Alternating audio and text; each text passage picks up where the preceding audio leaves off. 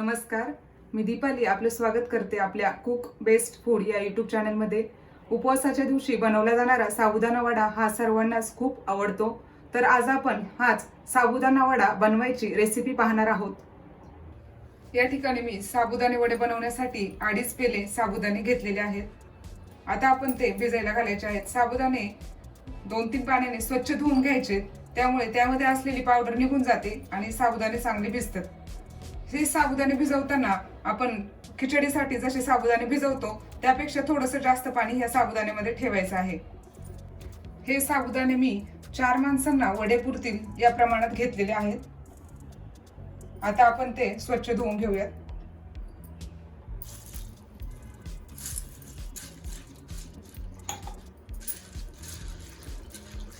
याच प्रकारे मी 2 पाण्याने स्वच्छ धुवून ते भिजायला घालणार आहे।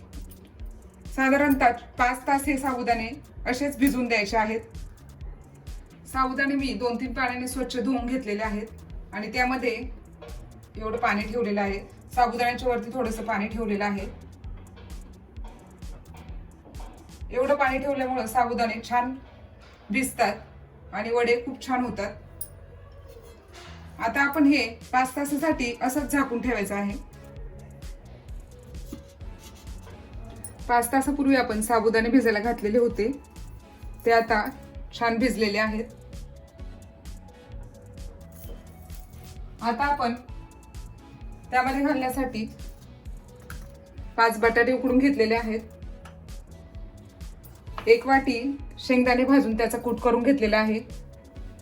9-10 हिरव्या मिरच्या मिक्सरमध्ये बारीक वाटून घेतलेल्या आहेत आणि चवीनुसार मीठ घेतलेलं आहे। आता आपण हे बटाटे बारीक करून घेऊयात। बटाटे जास्त बारीक नाही करायचे,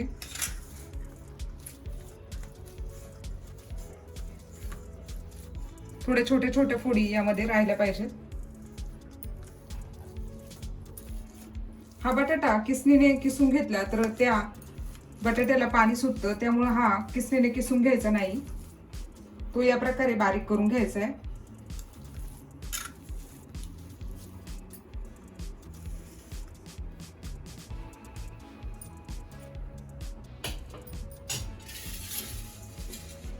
आता आपण हे वड्याचं मिश्रण ज्या भांड्यामध्ये बनवणार आहोत त्या भांड्याला थोडंसं तेल लावून घ्यायचंय।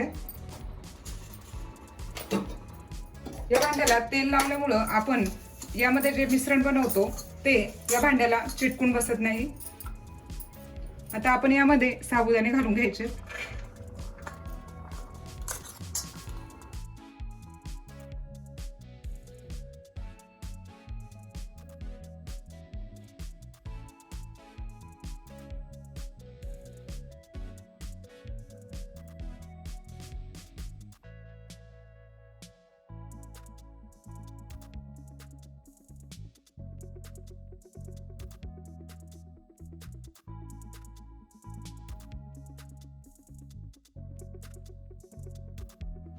आता यामध्ये बारीक केलेला बटाटा घालून घ्यायचा आहे।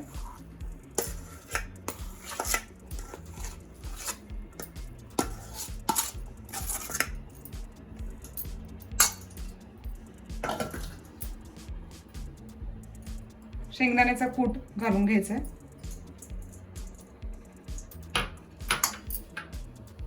हिरव्या मिरच्या आणि चवीनुसार यामध्ये मीठ घालून घ्यायचंय।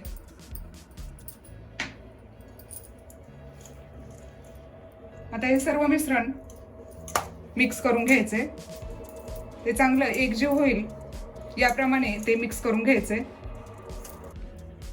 आपण हे मिश्रण हाताने चांगलं मिक्स करून घ्यायचे, चांगलं हे असं एकजीव झालं पाहिजे।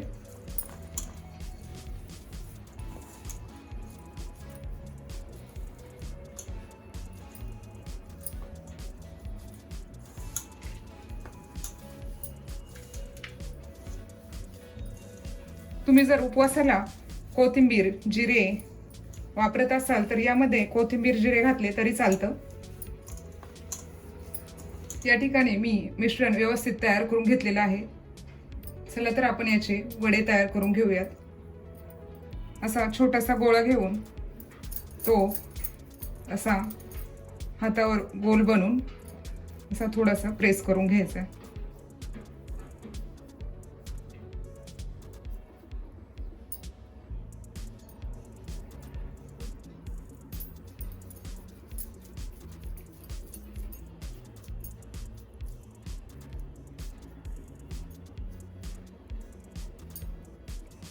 याच प्रकारे मी सगळे वडे तयार करून घेते. आपला वेळ वाचावा म्हणून वडे तयार करून घेईपर्यंत मी गॅसवर कढईमध्ये तेल तापायला ठेवलेलं आहे.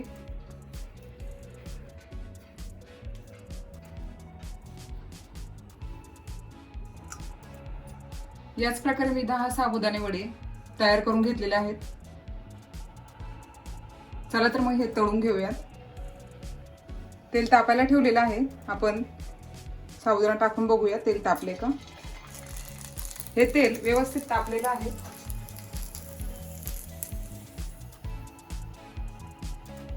आता आपण यामध्ये वडे तळून घेऊयात.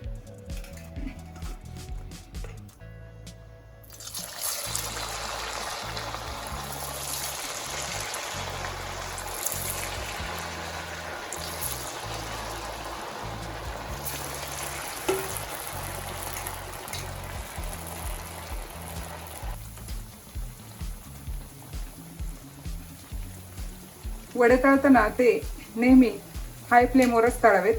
गॅस बारीक करून तळले तर त्यामध्ये खूप तेल बसतं आणि वडे तेलकट होतात.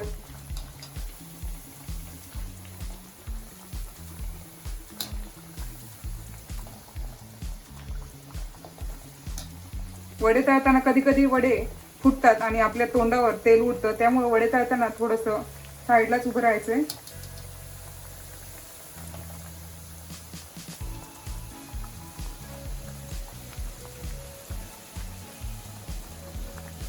याच प्रकारे थोडे लालसर होईपर्यंत हे वडे तळून घ्यायचे. या ठिकाणी वडे तळून तयार झालेले आहेत. वड्यांना रंग खूप छान आलेला आहे. आता आपण हे एका प्लेटमध्ये काढून घेऊयात.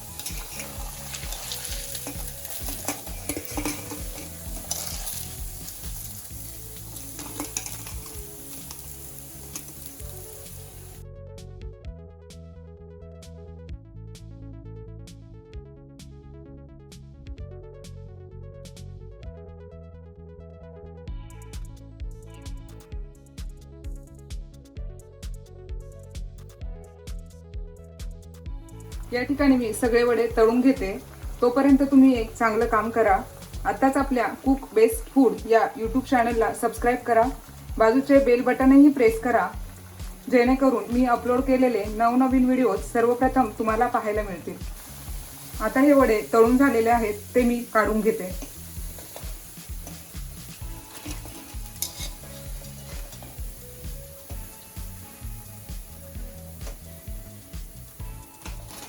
वडे खूप छान झालेले आहेत. बघूनच तोंडाला पाणी सुटलेलं आहे.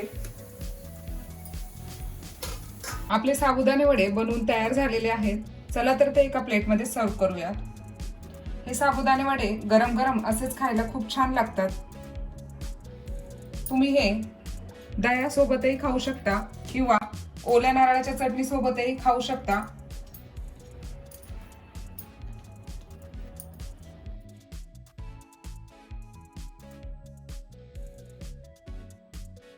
तुम्ही ही रेसिपी घरी नक्की ट्राय करून बघा.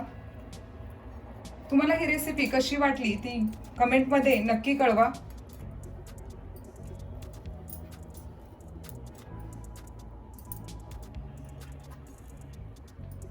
चला तर मग भेटूया पुढील नवीन व्हिडिओमध्ये नवीन रेसिपी सोबत. धन्यवाद.